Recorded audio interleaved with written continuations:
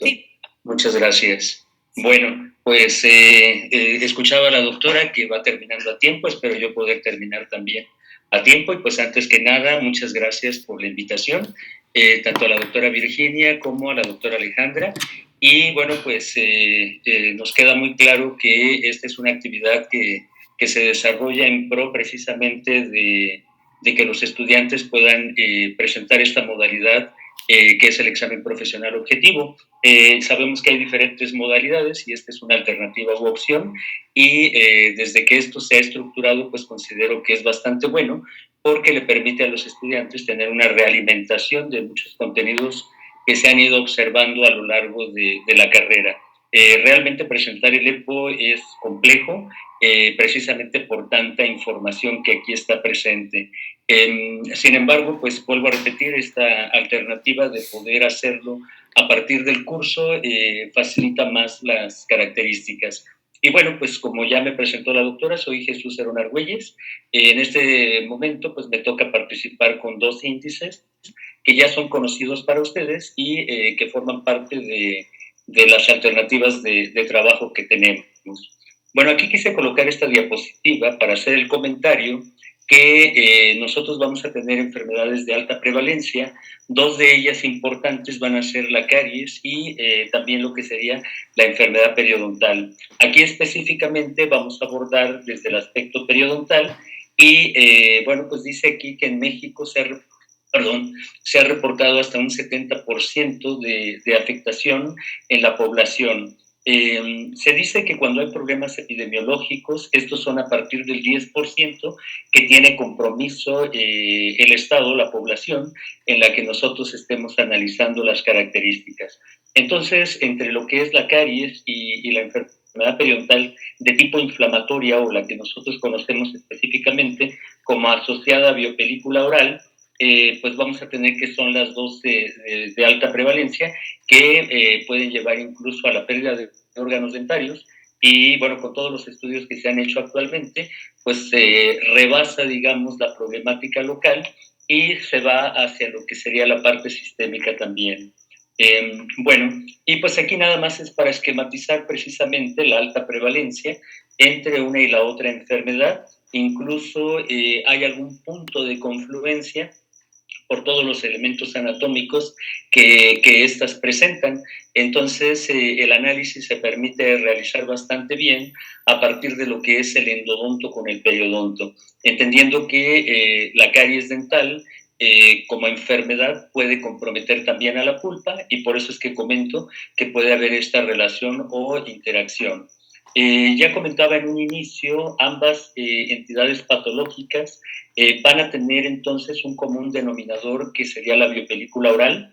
En este caso, la biopelícula pues, es un elemento, un componente heterogéneo, ya que va a presentar una serie de microorganismos distintos para cada entidad patológica.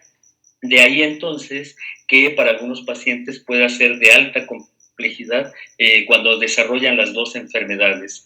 Cuando digo las dos enfermedades me refiero también al componente inflamatorio y al componente de la desmineralización. Y bueno, pues de entrada sabemos nosotros que van a existir microorganismos en la cavidad oral como parte de un ecosistema que se denominan planctónicos y otros que son los sésiles. Perdón. Entonces, en este sentido, es como se van a estar presentando. Y una de las características de los microorganismos es que sabemos que estos se van a comunicar a través de señales, este quorum sensing que está participando, para que ellas pues, puedan realizar su cometido. Yo siempre se los digo a los estudiantes a manera de broma, ellas, su objetivo no es hacer daño, ¿verdad? Sin embargo, su objetivo es sobrevivir en el ecosistema que le corresponde, pero por ende se manifiestan una serie de problemáticas cuando se desequilibra entonces este conglomerado de microorganismos. Bueno, como comentaba en un inicio, vamos a tener que abordar esto desde la parte periodontal específicamente.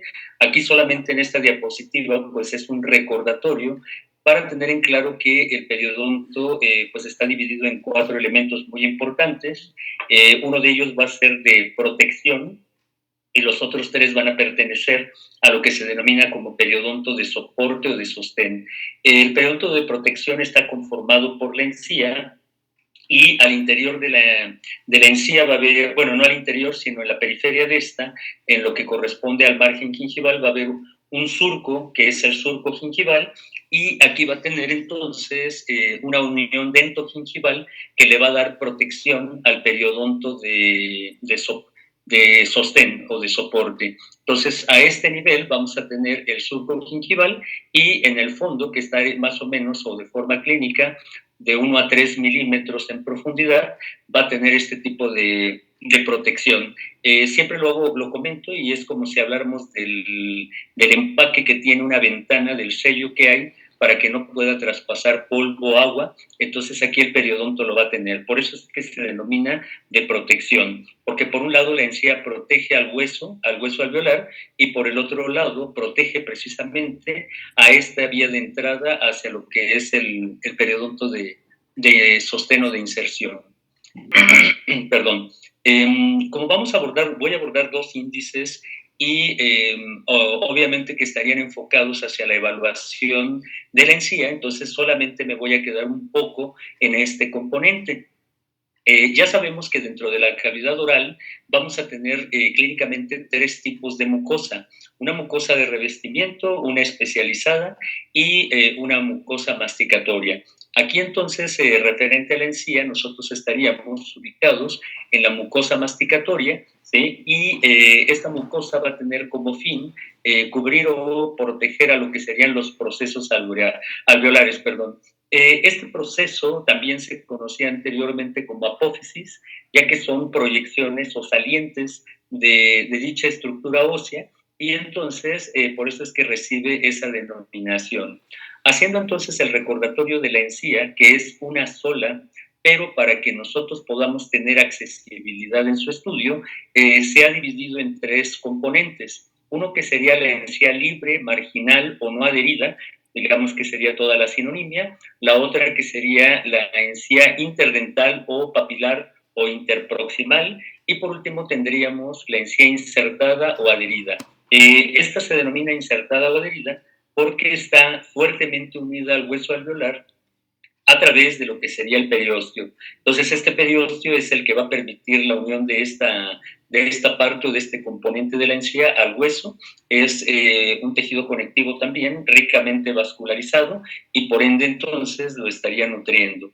Y bueno, para este fin entonces habría que reconocer que siempre que nosotros vamos a querer evaluar la condición de la persona, en este caso de la cavidad oral, vamos a tener que entonces evaluar las características en salud para poder reconocer también las características en la enfermedad. Ya sabemos entonces que la encía va a tener un color rosa pálido y dice aquí que es según la raza, porque bueno, dependiendo precisamente de esta tonalidad de piel, es que puede tener características diferentes, pero siempre va a estar prevalente esta característica. Hay una textura que se denomina en cáscara de naranja, que no es otra cosa más que el puntilleo que se está presentando en el epitelio.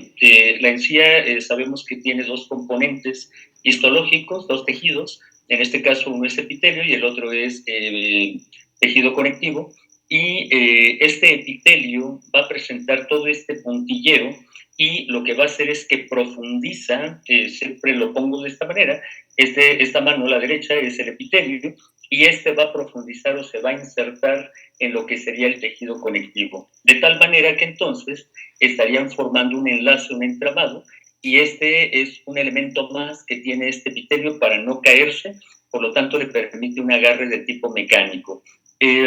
Esta puntillo en cáscara de naranja recibe también la denominación de retepex, clavas epiteliales o agujas epiteliales.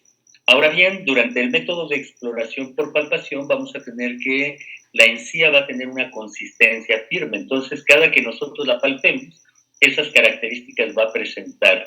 Incluso se dice que la encía bajo esta situación tiene resiliencia. Desde la parte psicológica, la resiliencia pues es aquella capacidad o característica que tiene la persona para poder recuperarse de algún problema. Entonces, en este caso, si la encía la comprimimos por este método de exploración, va a volver a su lugar. Si no volviera, entonces estaríamos hablando que hay un problema en ella. Esta, por lo tanto, no es sangrante. Así comamos lo que comamos, siempre y cuando no lesionemos a la cavidad oral, no tiene por qué sangrar. Y en el contorneo que tiene, en este festoneado, su terminación va a tener las características de tiro de cuchillo. Por lo tanto, esta parte de aquí está totalmente adaptada al diente, aunque esta encía que ya vimos que es marginal no está adherida, solamente está adosada al órgano dentario, de tal forma que la podremos separar fácilmente si nosotros colocamos un chorro de aire. Con relación entonces a la imagen del lado derecho, podemos ver los componentes en donde hay un compromiso, en este caso un compromiso inflamatorio.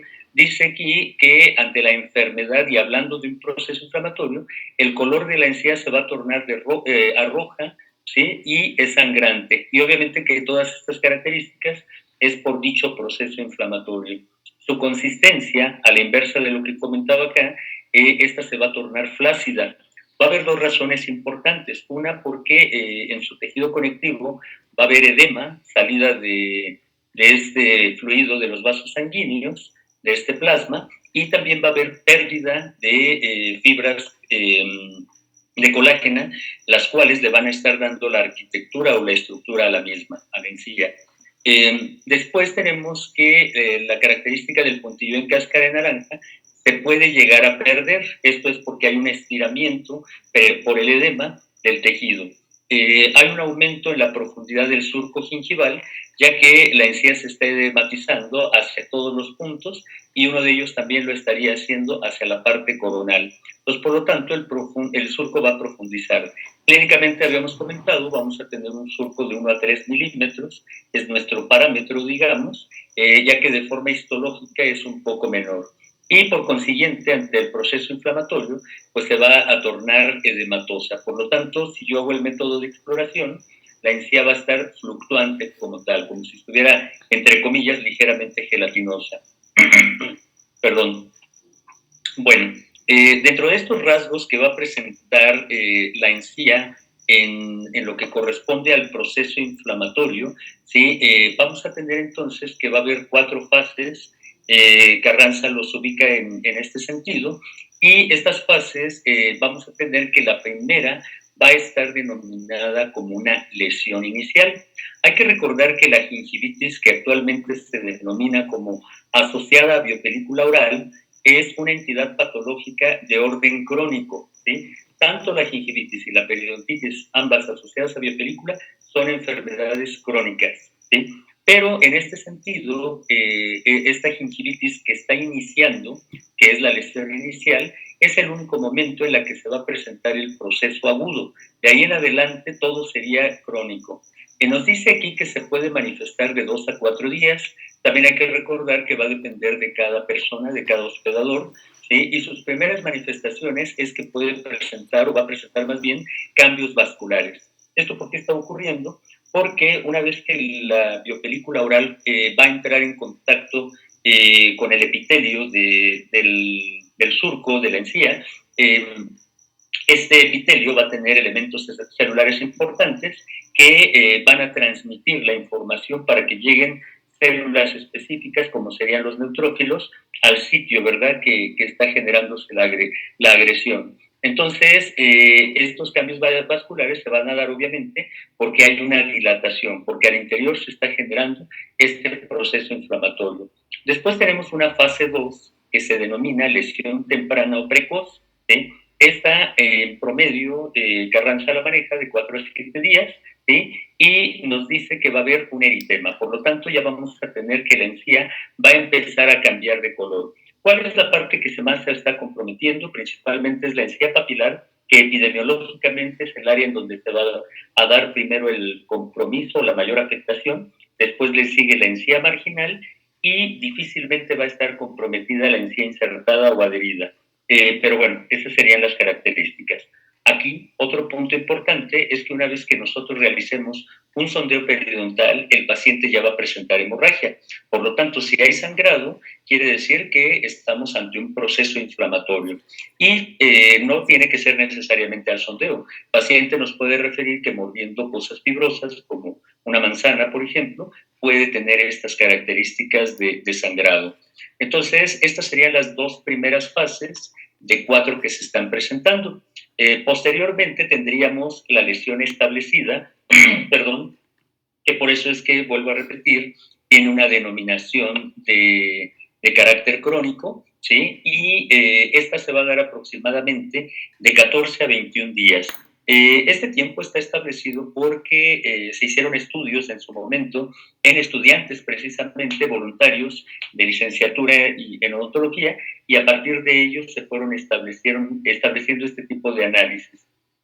Aquí nos dice que los vasos están todavía más dilatados y se está congestionando todo el edema, todo el plasma que sale de estos vasos. Hay que recordar que los vasos van a tener células endoteliales, y estas, ante el proceso inflamatorio, también se van a ir separando para poder dar salida a lo que sería el plasma, perdón, en la zona extracelular.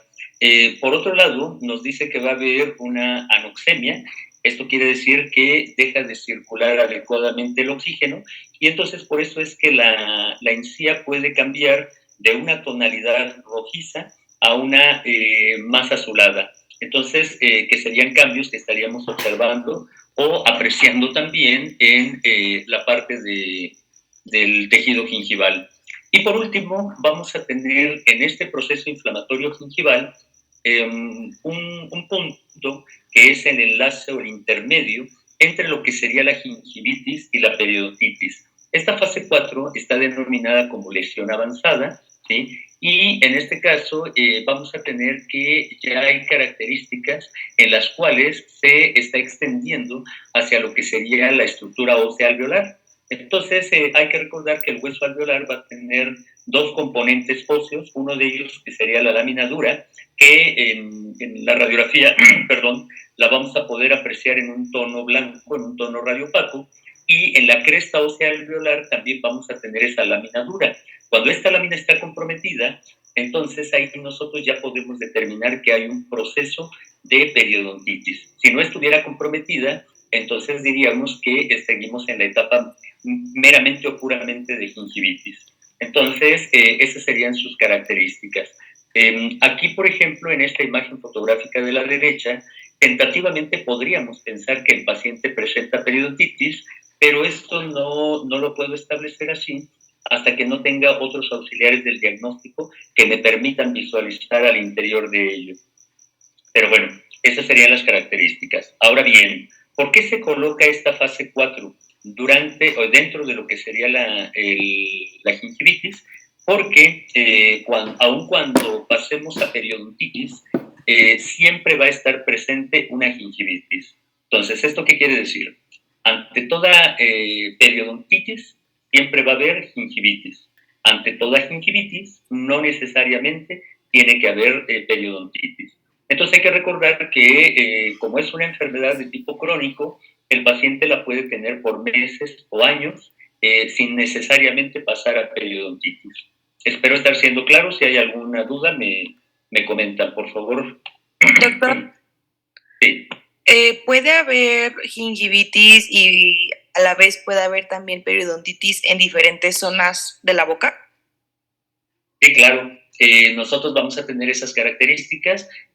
Digamos que para poder analizarla tenemos 6 sextantes, poniendo un ejemplo, y probablemente 2 de estos sextantes tienen periodontitis y los 4 restantes solamente se presenta gingivitis. Entonces sí podría estar combinado, digamos, con estas características.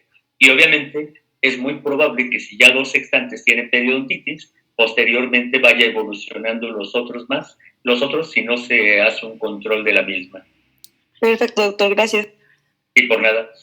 Aquí en la imagen radiográfica, las flechas, esto es tomado de un libro, nos está mostrando cómo está la lámina dura de la cresta ósea alveolar, ¿sí? Que en este caso es esta de aquí, ¿sí? Veanla, aquí se ve todavía más definida, más clara, ¿sí? Entonces, vamos a suponer que este caso que está aquí fuera el de esta radiografía, ¿sí? Si yo veo esta imagen de manera clínica y la cotejo con esta imagen radiográfica, entonces el paciente no está cursando por una periodontitis, por lo que estaría cursando es por una gingivitis, ¿sí? Entonces, esas serían, digamos, sus características, para que aquí también no nos confundamos o no nos perdamos.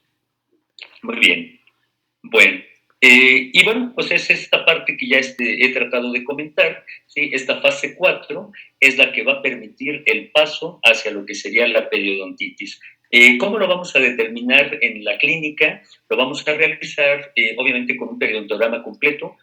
Su nombre lo indica, tendría que realizar un sondeo periodontal, tendría que tomar imágenes fotográficas, hacer mediciones de la movilidad dentaria, evaluar características clínicas. El interrogatorio también me va a permitir identificar o reconocer características del mismo y, si fuera necesario, pues mandar a hacer exámenes de laboratorio.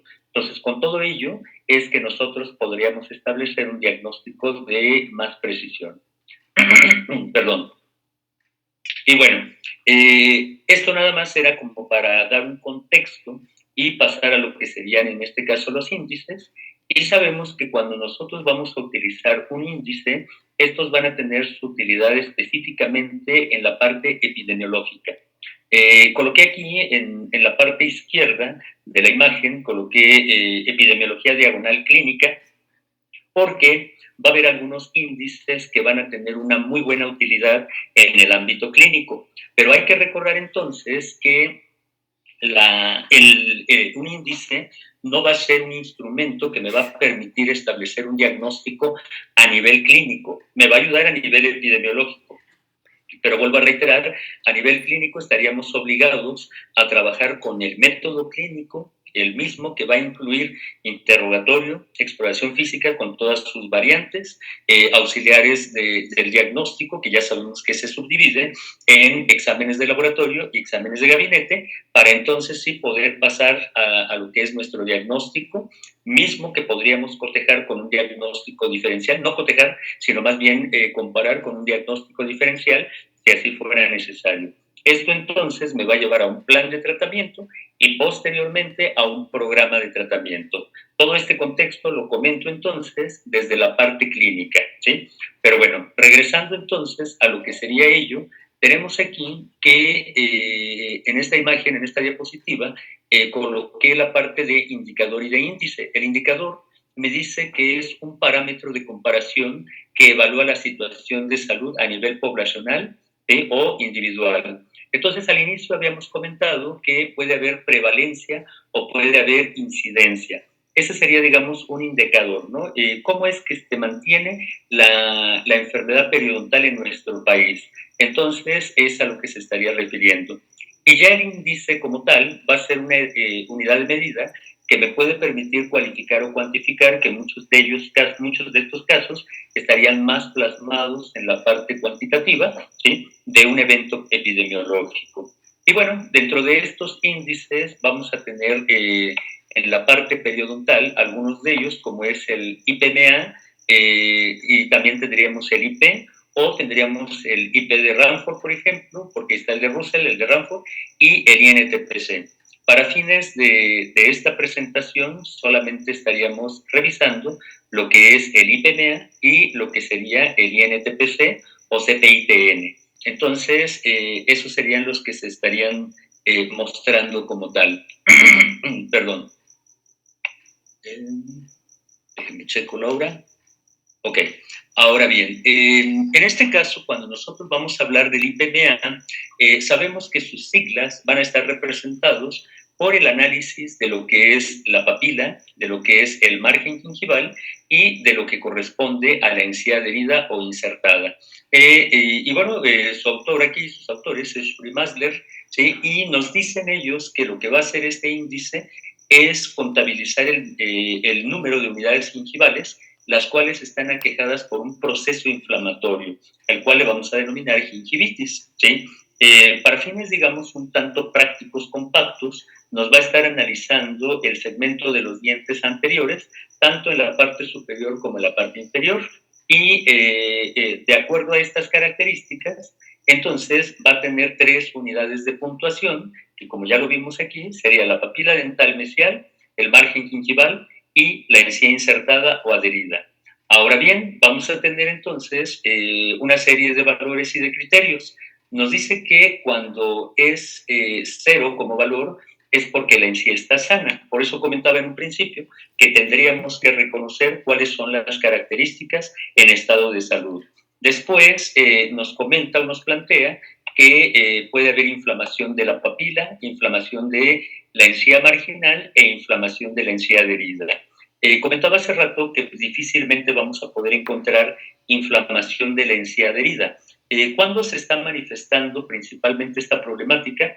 Cuando el paciente ya tiene una periodontitis más evolucionada, digamos, y máxime cuando hay un proceso infeccioso agregado. ¿Cuál podría ser uno de estos? Un absceso. Reitero, espero no estar confundiendo y si hay alguna confusión me dicen, por favor. Reitero, la gingivitis y la periodontitis asociadas a biopelícula son de orden crónico. Por lo tanto, un proceso agudo ante una periodontitis, por ejemplo, sería un absceso de tipo periodontal. Entonces, cuando el paciente cae en esta situación, estaría en una agudización. Y lo mismo estaría pasando en la encía, que en ocasiones es común poder apreciarlo en los niños. Un absceso de tipo gingival sería la agudización de esta situación. Bueno, para este IPMA, con las características que presenta, aquí quedaría, por ejemplo, esquematizado, ¿sí? ¿Cómo es que se estaría representando o graficando? En la parte central, pues, están ubicados los órganos dentarios, ¿sí? Y en la parte superior e inferior estaríamos colocando el código del compromiso que está representándose en estos componentes del tejido gingival. Ya sabemos, como primer rubro va a ser la papila, posteriormente tendríamos el margen gingival y por último tendríamos lo que sería la encía insertada. Esta encía insertada nosotros la vamos a poder ubicar anatómicamente porque va a tener 12 referentes o 2 fronteras. Hacia la parte coronal vamos a tener, hacia esta zona, si ustedes la aprecian en los pacientes, algo que se denomina hendidura gingival. Aquel paciente que tiene la encía muy desinflamada, bastante sana, ¿sí? Va a tener estas características en las cuales se aprecia una pequeña hendidura. No me estoy refiriendo al surco gingival, sino en esta zona de aquí. Entonces, sería la hendidura gingival. Y en la parte apical tendríamos a la línea mucogingival. Por lo tanto, entre estas 2 líneas, entre estas 2 fronteras, vamos a tener a la encía insertada o a la encía adherida, ¿sí? Y bueno, ya se quedaría representada de esta manera. Hay una fórmula que se establece para lo que es el PMA o el IPMA, y en este caso, pues es la sumatoria de cada uno de los elementos, de cada uno de los órganos dentarios analizados, ¿sí? Y la cual nos va a dar entonces un resultado. Aquí coloco un ejemplo, ¿sí? Que serían todos estos datos, por lo tanto hay que sumarlos, ¿sí? Ello me da como ejemplo un valor de 17, como son 12 órganos dentarios los que se están analizando, entonces tendría que hacer la división entre los 12 y me da un resultado de 1.41. Siempre que tengo el resultado, entonces tendré que hacer una interpretación y en este sentido dice que el participante presenta inflamación papilar, porque lo estamos viendo en este rango, en esta característica, ¿sí? Con tendencia moderada hacia marginal. Quiere decir entonces que el proceso inflamatorio está presente en la papila, ¿sí? Pero su evolución está yendo hacia lo que sería la parte marginal. Si por alguna razón el paciente cayera en punto 4, en punto 5, en punto 1, ya estamos hablando de un proceso inflamatorio. Tendría que caer totalmente en 0 para que esto fuera entonces una encía sana. Aquí entonces podríamos decir que hay una tendencia hacia papilar, ¿sí? De el proceso que se está manifestando. Por otro lado, aquí se le colocó el participante porque cuando hablamos desde la parte epidemiológica, no estamos analizando pacientes, sino son participantes, perdón, de la comunidad. Entonces, ellos nos apoyan, se prestan, digamos, para poder hacer el estudio. También hay que recordar que para poder hacer un estudio, que ya lo han de haber visto, epidemiológico, no nada más se estaría analizando a través del índice. Hay muchos datos más que se toman de la población de la comunidad, entonces a eso se le va a denominar un diagnóstico de salud, que es el que se quiere obtener con todos los recursos que se hayan planteado en el proyecto de investigación. Entonces, ese sería, y bueno, pues esto lo tendríamos que analizar nuevamente con los criterios que ya habíamos comentado anteriormente.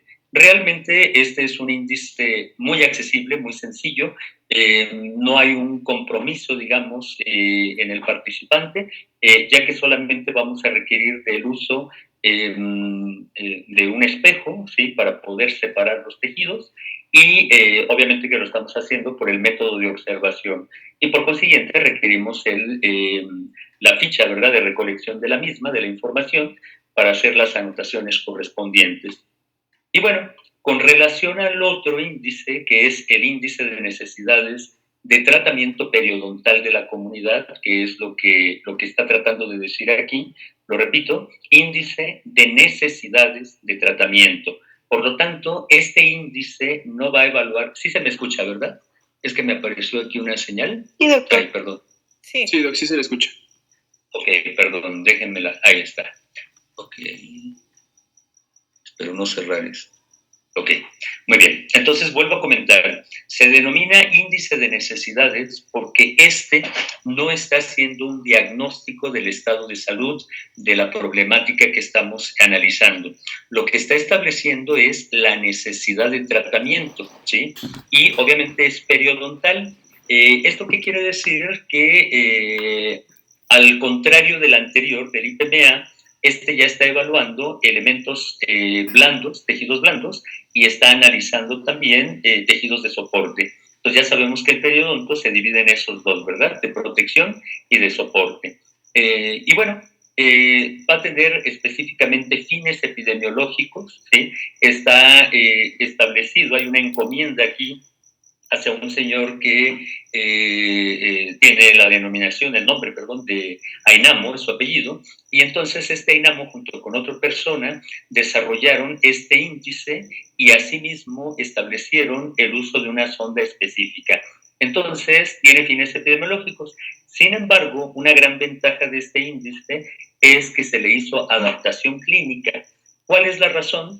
Porque precisamente como se vio que la prevalencia es muy alta de enfermedad periodontal, entonces la Organización Mundial de la Salud determinó que no era pertinente que el odontólogo de práctica general no hiciera un análisis, digamos, de este periodonto.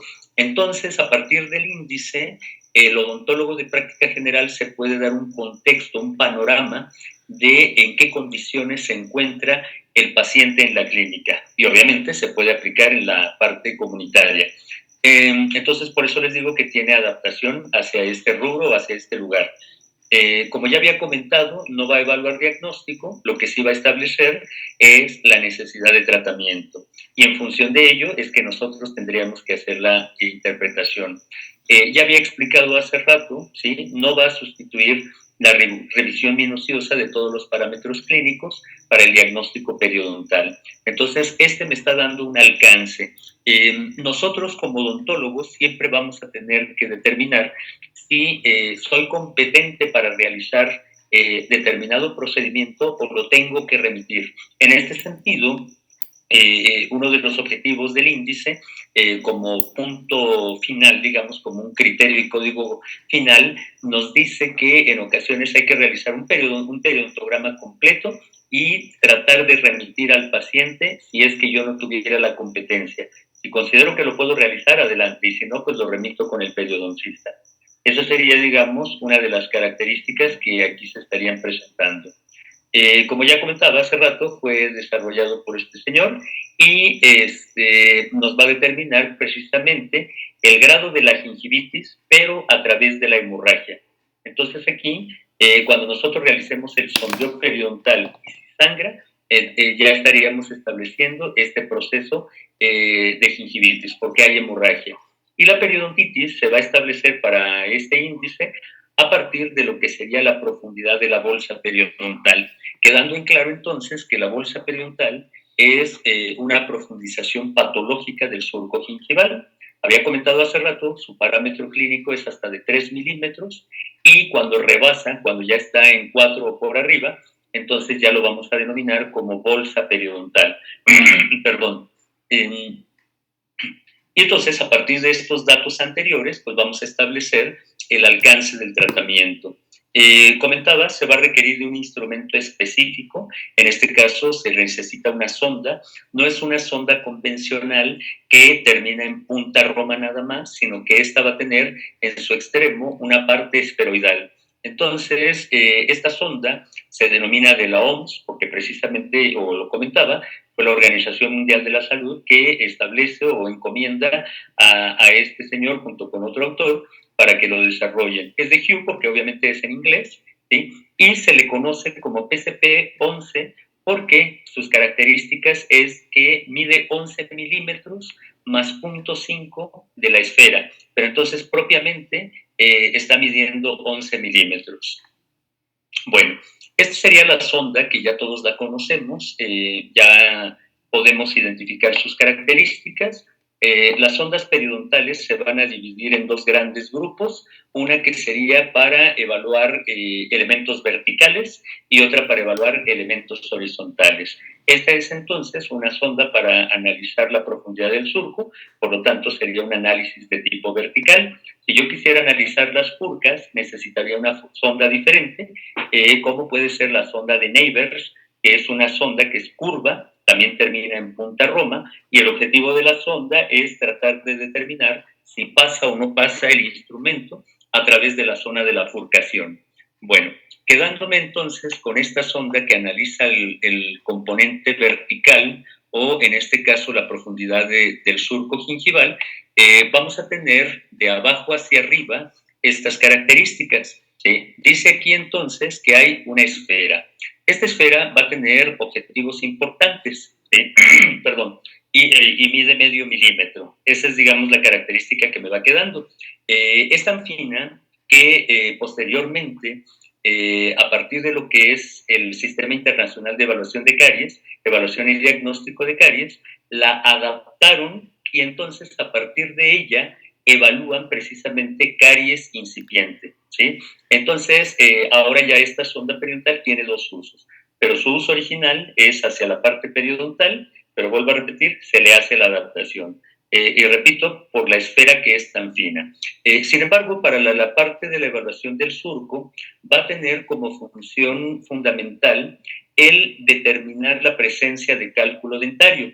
Si estamos apreciando, es una esfera, por lo tanto es convexa, ¿sí? Y dentro de lo que es el surco gingival, podemos tener cálculo subgingival que en ocasiones no se detecta. Entonces, cuando el odontólogo lo introduce, ¿sí? Y se pega contra la pared dura del surco, que es el diente, ahí podríamos nosotros atorarnos. Esta parte de la convexidad de la sonda se puede atorar contra el cálculo dentario y entonces me permite determinar la presencia de él o no. También sirve para evaluar aquellas restauraciones que están desajustadas, que en ocasiones no las podemos determinar. Las restauraciones desajustadas van a tener dos componentes. Uno de ellos, perdón, es que estén sobrecontorneadas. Esto quiere decir que estén como panzoncitas, ¿sí? Y por lo tanto va a retener biopelícula, va a crear problemas al tejido gingival de anoxemia, ¿sí? Y por el otro lado, vamos a tener aquellas restauraciones que profundizan demasiado, penetran en el surco gingival y están dañando lo que sería el grosor biológico, que actualmente se le da el nombre de tejidos supracrestales. Entonces, regresando a la esfera, esa sería su utilidad, evaluar la presencia de cálculo y evaluar el desajuste en el tercio cervical de las prótesis fijas, o incluso si hubiera una banda de ortodoncia, pues también me va a permitir determinar o cualquier tipo de restauración que esté en dirección al surco gingival para evaluar su desajuste o ajuste. Después tenemos que va a tener una zona plateada, como lo podemos ver aquí a la izquierda, ¿sí? Esta zona plateada va a tener entonces los 3 milímetros correspondientes, ¿sí? Que si yo lo sumo con la esfera, me va a dar un total de 3.5 milímetros.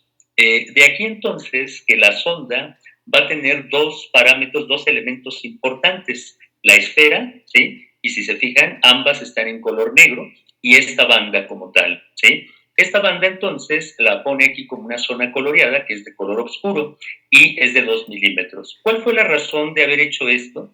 De que realizar un sondeo periodontal en 32 órganos dentarios es muy agotador para el odontólogo, porque aparte de ello estamos hablando que son 6 puntos que habría que sondear por cada diente, entonces estamos hablando de más de 180 puntos, 192 puntos. Entonces en ocasiones hay agotamiento visual y ahí puedo perder ciertos detalles y es por eso que el odontólogo de práctica general no lo quiere hacer porque no es sencillo, no es tan accesible. Entonces el objetivo de la banda oscura es que le facilite al odontólogo visualizar si ésta se ha perdido o no en el surco gingival. Esas serían sus características. Y así sucesivamente va aumentando hasta llegar a estos 11 de milímetros que había comentado, más el punto 5 que corresponde a la esfera. Esas serían las características. En ocasiones los estudiantes preguntan que si podemos comprar una sonda, económica. Les comento que no, y no es porque haya una necedad, sino porque el surco gingival es demasiado delgado. Se habla de errores inherentes o propios o específicos al sondeo periodontal, y uno de los errores es porque el espesor de la sonda en su punta de trabajo, llámese de la OMS o cualquier otro tipo de sonda, ¿sí? Sea demasiado grueso, entonces el dato no va a quedar correcto. Estamos teniendo falsos datos. Ok. Y bueno, aquí es como estaría representado a través de ello. Y bueno, como ya había comentado anteriormente, vamos a evaluar 6 puntos por cada órgano dentario, ¿sí? Entonces tendríamos 3 hacia vestibular, y 3 hacia palatino. Ahora bien, cuando yo coloque o introduzca la sonda periodontal, fíjense que no queda recta totalmente, ¿sí? Nosotros ya sabemos a partir de nuestras clases de anatomía que todos los dientes convergen hacia apical. Por lo tanto, hay un adelgazamiento en este caso de la corona clínica, que va en dirección a la raíz. Entonces, quiere decir que la sonda debe quedar oblicua o inclinada y penetrar en el surco. Ahora, va a haber una fuerza específica que yo tengo que aplicar. Entonces, se dice que tiene que ser a partir de 20 gramos. Hay algunos que lo denominan como 20 gramos de fuerza absoluta. Arbitrariamente podríamos introducirnos la sonda entre la uña y nuestro dedo y a partir de ahí determinar precisamente esta fuerza. Pero es arbitrario, ya que cada persona puede tolerar diferente, digamos. Pues a lo mejor también podríamos calibrar esto a través de una báscula y empezar a hacer un ensayo, ¿sí? Para más o menos aplicar estos 20 gramos. Si yo rebaso los 20 gramos, entonces también estaría cometiendo un error, ya que estaría lesionando esta unión dento-gingival que va a estar conformada por epitelio y por las fibras gingivales. Todo el grupo de fibras gingivales conforman, junto con su epitelio de unión, conforman precisamente a este grosor biológico o tejidos supracrestales. Y bueno, pues básicamente tendríamos que determinar la profundidad que corresponde. Si apreciamos, aquí se quiere empezar a perder esta profundidad, pero más bien aquí estaría correspondiendo a lo que sería la esfera como tal, ¿sí? Bueno, ya sabemos que la boca se va a dividir en cuadrantes, ¿sí? En la parte periodontal se prefiere trabajar por sextantes, entendiendo entonces que van a estar numerados en el sentido de las manecillas del reloj. Entonces empezaríamos con el sextante número 1, 2, 3, 4, 5 y 6. En este sentido, el sextante número 1 se va a tomar en consideración del primer premolar hasta el último molar. Si el último molar es un segundo o tercer molar, es como se maneja. En el segmento anterior va a ser de canino a canino, se repite acá la situación, y lo mismo sería para la parte inferior. Entonces, cuando nosotros vamos a anotar datos del sondeo periodontal en este índice, lo que vamos a hacer es que lo vamos a colocar en un gráfico como este, obviamente en la ficha, ¿sí? Pero nos está hablando lo que voy a colocar aquí. ¿Y qué es lo que voy a colocar aquí en el recuadro? Me voy a regresar tantito a la anterior diapositiva, ¿sí? Aquí yo sondeé 6 puntos en este diente, ¿sí? Lo que voy a tomar en consideración es el punto más alto. Vamos a suponer que aquí me dio 2, 3, 2, 2, 5, 2. Entonces, el que salió más alto fue este 5, ¿sí? Y entonces yo no voy a anotar aquí el 5. Tendré que llevar ese 5 y más las características que dio el sondeo, ¿sí? A el recuadro de los códigos y los criterios. Ahorita lo vemos. ¿Me expliqué con esto que comenté aquí? Sí, doctor. Sí, perfecto. Ok. Y bueno, como estamos haciendo sondeo periodontal, permítanme aquí. Como estamos haciendo sondeo periodontal, entonces nada más tendríamos que recordar que el surco gingival pues es una profundidad fisiológica. Por lo tanto, cuando hablamos de una bolsa periodontal, estaríamos hablando de una profundización patológica. Y en este caso, ya que hablamos de bolsas, vamos a tener entonces que se van a dividir en dos, que solamente es un recordatorio. Vamos a tener una bolsa gingival o bolsa falsa, ¿sí? ¿Por qué se dice que es bolsa gingival o bolsa falsa? Porque no está comprometida la lámina dura del hueso alveolar, la que habíamos visto en la radiografía. Entonces, por eso, a lo mejor hay una profundidad de 4 milímetros, cotejo con la radiografía, no hay pérdida de la lámina dura, entonces yo estoy considerando que la bolsa es falsa. Y es verdadera cuando ya comprometió precisamente la lámina dura de la cresta ósea alveolar y no importa hacia dónde se meta. Por ejemplo, aquí puedo medir con la sonda y va a penetrar más o menos de 12 a 14 milímetros. Entonces, estamos ante una bolsa verdadera como tal, ¿sí? Y se dice que es intraósea, puede haber intraósea, porque estoy dentro de esta parte ósea, entre el diente y el hueso, ¿sí? O sería supraósea cuando queda por arriba de la estructura de la cresta. Vuelvo a repetir, se haya perdido o no la cresta ósea. A ver, voy a rectificar. Entonces, es supraósea, ¿sí? Cuando se perdió la lámina dura de la cresta, pero la pérdida es horizontal. Tenemos este remanente. Y es infraósea cuando la pérdida es vertical y entonces penetró totalmente la sonda. Sin embargo, ambas son bolsas periodontales verdaderas, ¿sí? Bueno, ¿y qué vamos a encontrar en la sonda, en la bolsa periodontal, perdón? Vamos a encontrar microorganismos, sus productos, y todos estos serían los productos, obviamente enzimas, endotoxinas, líquido gingival, generalmente no se presenta en un surco gingival convencional, y este se va a presentar más como una respuesta ante el proceso inflamatorio. Restos de alimentos puede haber también, hay mucina salival, células epiteliales, porque vamos a tener un epitelio del surco, que ya sabemos que los epitelios van teniendo recambios, entonces por eso pueden estar descamadas y como elementos de defensa, pues vamos a encontrar leucocitos. Es por ello entonces que se puede presentar pus, ¿sí? Una de las características de la bolsa periodontal es que puede salir el pus, ¿verdad? ¿Por qué? Porque hay todo este proceso, digamos. Y el pus nos está hablando no tanto de la agudización del problema, sino de todas las características que aquí se están manifestando. Perdón, no nos habla tanto de la enfermedad, de la problemática, sino de cómo se está procesando o cómo se está manifestando el proceso inflamatorio. Muy bien. Y bueno, vamos a tener entonces códigos para este índice, ¿sí? Aquí va a estar representado gráficamente y aquí con algunas imágenes clínicas, y entonces lo que hace es demostrar la penetración de la sonda. Entonces, en el código 0 vamos a tener un periodonto sano. Por lo tanto, desde aquí ya estamos planteando la necesidad de tratamiento. Dice que no requiere un tratamiento. Sin embargo, sí requiere el mantenimiento de la salud oral. Hay que recordar entonces que si esto está originado por biopelícula oral, el odontólogo tendría que estar haciendo este control periódicamente. ¿Cuándo? Cada 6 meses, ¿no? Esto para tratar de evitar problemas. Entonces, esa sería la necesidad de tratamiento ante esta problemática. Y si lo vemos, ¿sí? Penetra la sonda, ¿sí? Pero sigue evidente lo que sería la banda oscura. Entonces, esto a mí me está facilitando el poder observarlo. Y bueno, no existe ninguno de los indicadores anteriores, ¿sí? A ver, tantito. Creo que, aquí.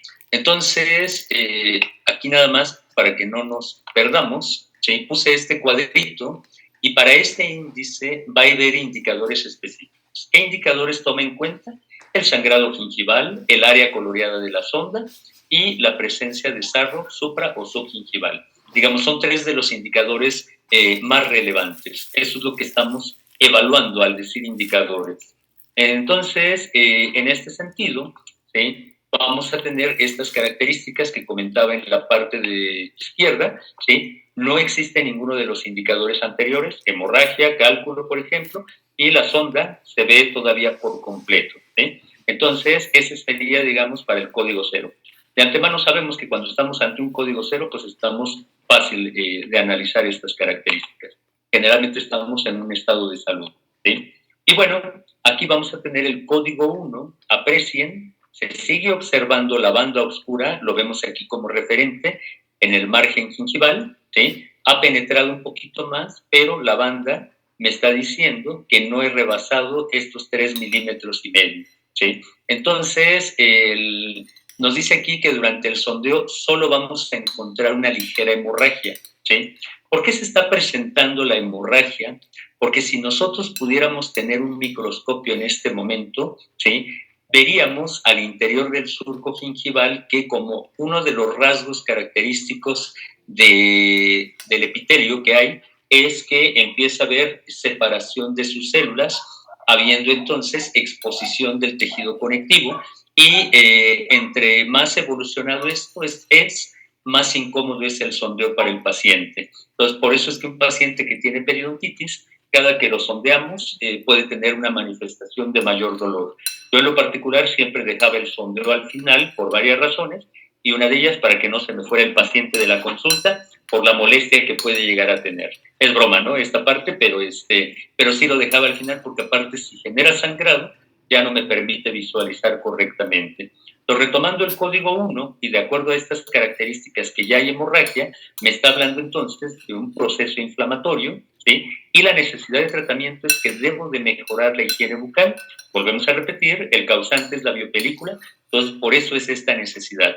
Y tengo que hacer citas de mantenimiento de cada 6 a cada 12 meses. ¿Cuándo sería cada 12 meses? Cuando el paciente es una persona súper aplicada con todo lo que nosotros le estemos indicando. Después tendríamos el código 2, ¿sí? Si apreciamos, se sigue observando la sonda o la banda oscura, pero vean cómo cada vez está penetrando más, ¿sí? Entonces, aquí nos está diciendo que obviamente hay sangrado al sondeo, puede haber presencia de sarro, ¿sí? Hay que dejar en claro que no tiene que haber por fuerza cálculo dentario para que haya periodontitis, ¿sí? Sin embargo, está diseñada precisamente para evaluar esta característica. Entonces, reitero, la etiología específica o la causa específica de la periodontitis y de la gingivitis es la biopelícula. El sarro viene a ser, o el cálculo, viene a ser la mineralización de la biopelícula. Por supuesto que tiene componentes de microorganismos, pero el cálculo del sarro se convierte en un factor de riesgo porque va a permitir más retención de biopelícula. Por eso es que lo tenemos que retirar ante un tratamiento de raspado profesional, que sería la profilaxis. Entonces, en este código 2, estas dos características serían la necesidad de tratamiento. Por supuesto que si yo encontrara una restauración desajustada, tendría yo que hacer el pulido. En la misma profilaxis hago el pulido de la prótesis fija que aquí esté desajustada para que precisamente esta necesidad de tratamiento permita la mejora de esta condición. Muy bien. Bueno, después tendríamos el código 3, ¿sí? Nos dice aquí, bueno, podemos apreciar, aquí ya se empieza a perder la banda oscura, entonces aquí ya se activa una alerta para nosotros. Visualmente lo estamos detectando con facilidad y ya el problema es un poco más profundo, ¿sí? Dice que va a tener sangrado, va a haber sarro. Vean cómo se van sumando las características anteriores, ¿sí? Va a haber cálculo supra o subgingival y el área coloreada de la sonda es parcialmente visible. Entonces ya nada más estoy observando una parte nada más, ¿sí? Esas serían las características. Aquí voy a hacer un comentario.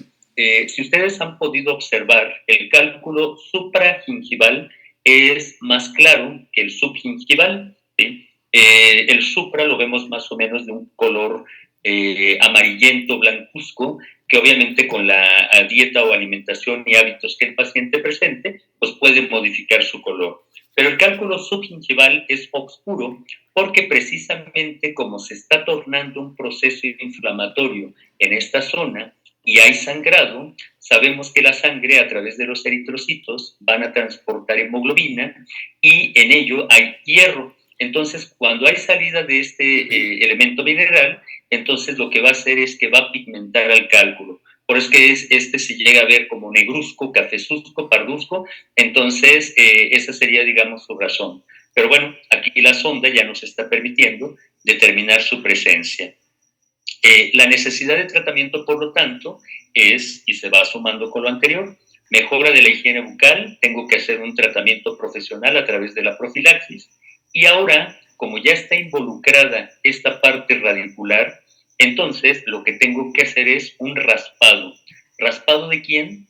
De la raíz como tal. ¿Qué logro con el raspado de la raíz? Que en este caso se puede convertir en un curetaje cerrado. Lo que estoy logrando es, obviamente, eliminar la presencia de cálculo, los microorganismos, la biopelícula que está presente. Esto está ubicado en el cemento radicular. El cemento radicular sabemos que es un tejido conectivo mineralizado, el cual se necrosa. Entonces, lo que hacemos aquí es raspar para eliminar todos estos productos que están infectados. Entonces, eso hacemos con el raspado radicular.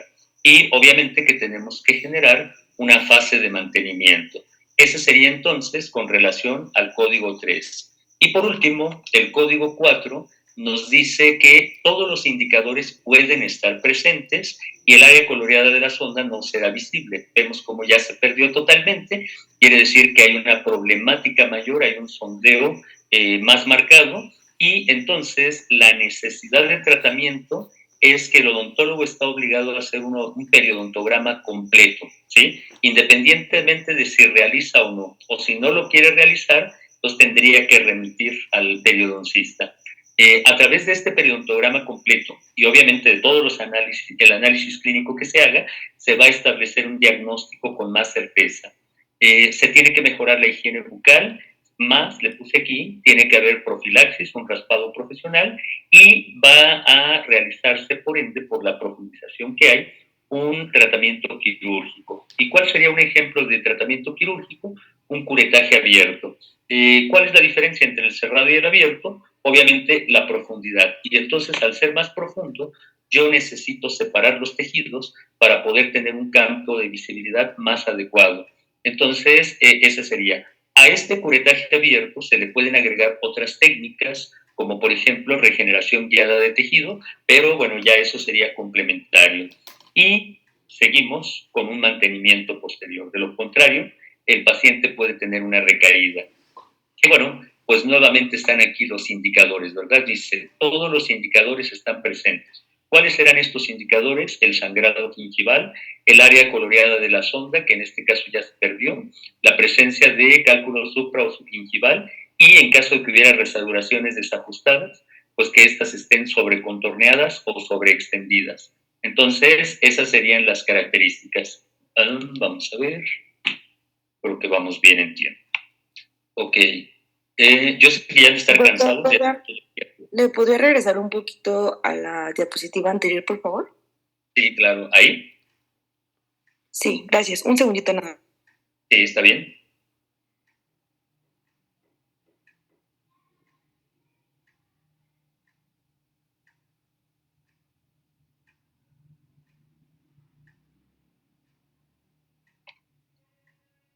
Listo, gracias. Sí, No, nada. ya que estamos en esas, ¿podría regresar tantito a lo del código 1, por favor? Ok. Vamos a ver, código 1. Ahora sí que estamos en código, ¿verdad? Ahí está código 1. Listo, ya, muchas gracias. Ok, voy a pasar lentamente al código 2, por si hubiera algo que leer. Paso nuevamente al 3. Y paso al 4. Ok, bueno, entonces, como en todos los índices vamos a tener criterios. Nos dice aquí que si solo existe un diente dentro del sextante, Este se tomará como parte del sextante siguiente. Entonces ya vimos que hay seis sextantes, ¿sí? Si en un sextante nada más hubiera un diente, entonces la boca la vamos a convertir en 5 sextantes. Y esto va a ser importante para el procesamiento estadístico.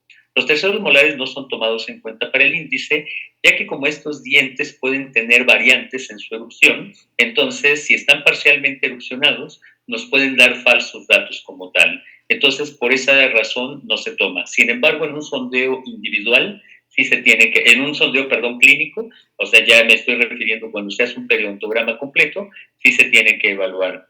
Se sugiere que este índice se aplique a partir de los 15 años de edad. Aquí, ojo chicos, y bueno, me refiero ya desde la parte de la consulta, ustedes no tienen que encontrar en niños periodontitis, ¿sí? Si por alguna razón hubiera periodontitis en un niño, inmediatamente se tienen que activar las antenitas del chapulín colorado porque nos estaría indicando que probablemente ese niño está cursando por una enfermedad sistémica y una enfermedad sistémica que incluso puede generar riesgo en la vida del paciente. Entonces, por eso es que aquí el índice lo plantean de 15 años en adelante. Anteriormente había un tipo de periodontitis que se denominaba juvenil y cuando afectaba a este tipo de pacientes es muy agresiva, ¿no? Es muy rápida la evolución.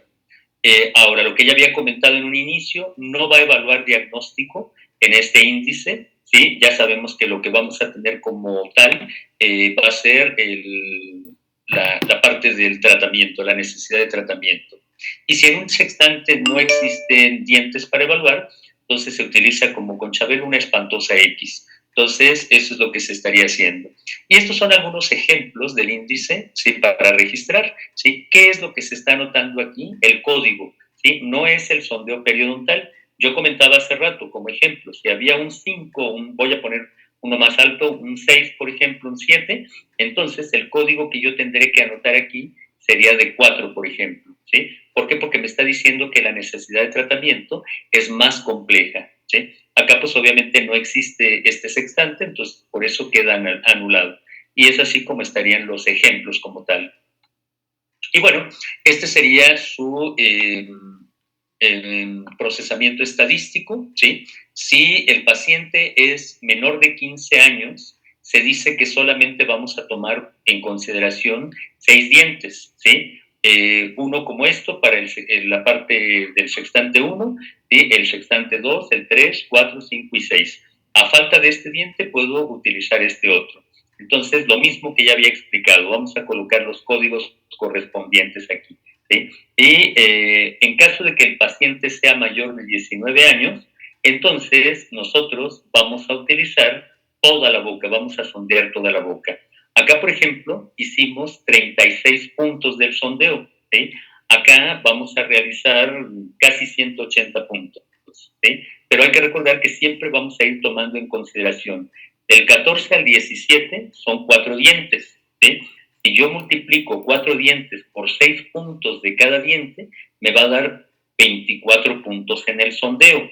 Si de estos 24 puntos, perdón, el sondeo más alto fue de 7, entonces yo tendría que colocar aquí el código 4, ¿sí? Entonces es lo que vamos a hacer tanto aquí como acá. ¿Sí me expliqué, chicos? Sí, doctor. Ok. Y bueno, el valor individual pues se hace de la misma manera, se toman todos estos resultados, ¿sí? Se suman, se van a dividir entre 6, ¿sí? Y es como lo estaríamos obteniendo. Estamos obteniendo entonces un valor de 2.0 en este caso, ¿sí? Y acá estaríamos teniendo un valor de 1.8. Me estoy refiriendo cuando aquí el paciente es menor a 19 años y cuando aquí es mayor a 19 años. Pero para fines del análisis es lo mismo como tal, ¿sí? Ahora bien, en la interpretación por unidad dental, el paciente presenta una condición de sangrado gingival, cálculo supragingival, por lo que el tratamiento es mejorar la higiene bucal y realizar el raspado profesional con mantenimiento posterior. Si fuera por sectante, el paciente presenta una condición de leve sangrado gingival con tendencia a presentar cálculo supragingival. Por lo tanto, el tratamiento es mejorar la higiene bucal y realizar la profilaxis. Esto viene entonces tomado precisamente de esas necesidades de tratamiento. Perdón. Y ya para la parte grupal o epidemiológica, pues ya sabemos, como siempre lo hemos hecho, vamos tomando el valor de cada participante, ¿sí? Esto fue un valor individual, lo vamos sumando y lo vamos a dividir entre el total de todos los participantes, ¿sí? Y entonces aquí la interpretación queda de esta manera. El grupo, o sea, este grupo de participantes, presenta una tendencia moderada a gingivitis con presencia de cálculo. ¿Por qué dijimos de gingivitis? Porque sabemos que hay un sangrado, hay un proceso inflamatorio, ¿sí? Entonces, de gingivitis con presencia de cálculo supragingival. Por lo tanto, la necesidad de tratamiento es el control de la higiene y profilaxis dental. Entonces, esas serían las características. Y bueno, como parte de la conclusión, es que los índices epidemiológicos, cuando son utilizados a nivel clínico, no sustituyen la revisión minuciosa del paciente a través del método clínico para la obtención del diagnóstico preciso y su tratamiento correspondiente. Y pues prácticamente con esta parte estaría yo concluyendo. Y bueno, pues como dice aquí, de verdad que les deseo lo mejor para este cierre de ciclo, porque es un ciclo importante que ustedes tienen que cerrar. Y qué bueno, y pues mucho éxito en este examen que van a tener. No sé si hay alguna pregunta, algún comentario por parte de las organizadoras.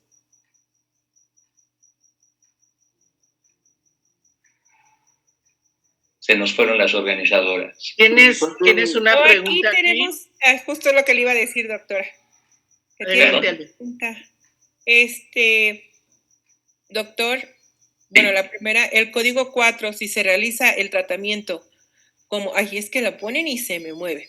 Doc, en el código 4, si se realiza el tratamiento, como el raspado y aislado e higiene bucal para citas posteriores, al hacer otra vez el sondaje, ¿cómo sé si ya mejoró?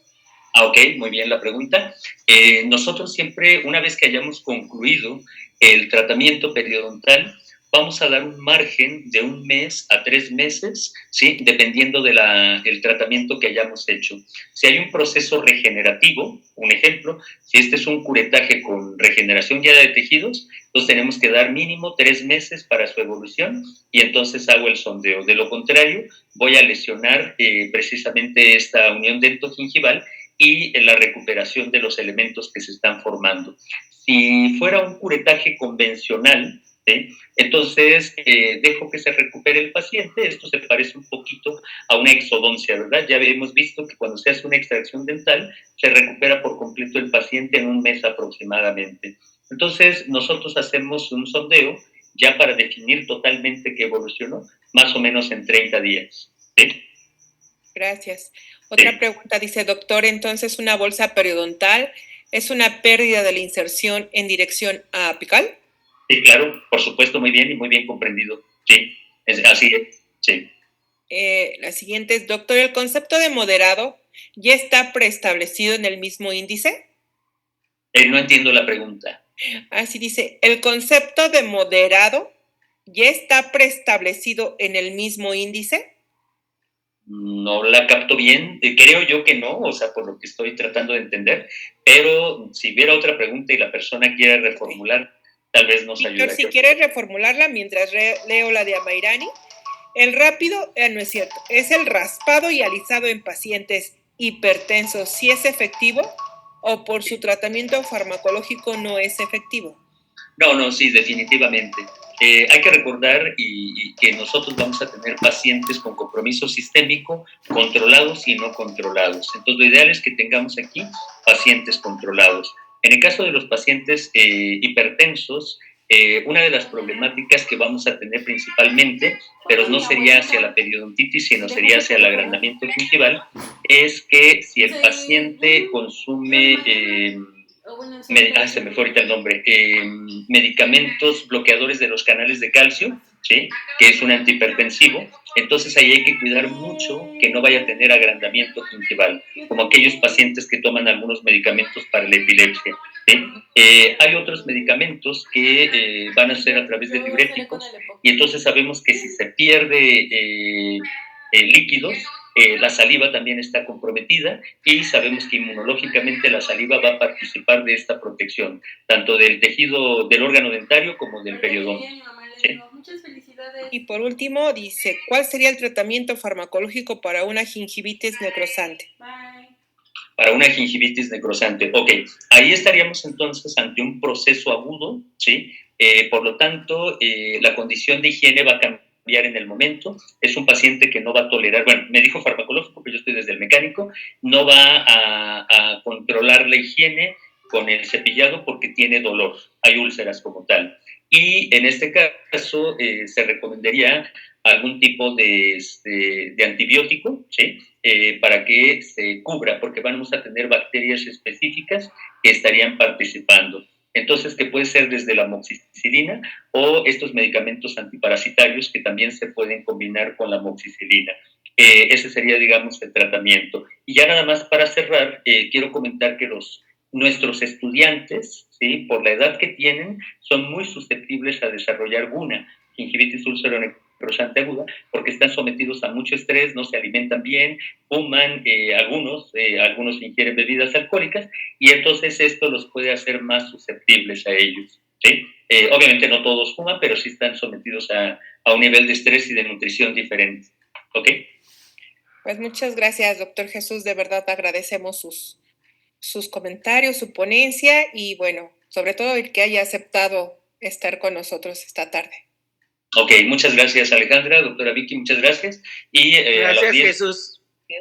Porque pues es cansado estar todo el día aquí, ¿verdad? Entonces, y bueno, pues lo mejor para todos. Otro favor grandísimo, ¿podrías compartirnos tu presentación para que los chicos la tengan? Se les está haciendo un classroom. No sé si nos hagas ese favor. Y se la hagan llegar a la doctora Yamilet. Sí, voy a checarlo porque hay algunas imágenes fotográficas que de repente ya me las han pirateado y resulta que ya están en otros lados. Entonces, eso lo checo y ya lo comentamos. ¿Sí? Muchas gracias, te agradezco. Muchas gracias. Hasta luego. Hasta luego, gracias. Hasta luego. Bueno, chicos, pues ya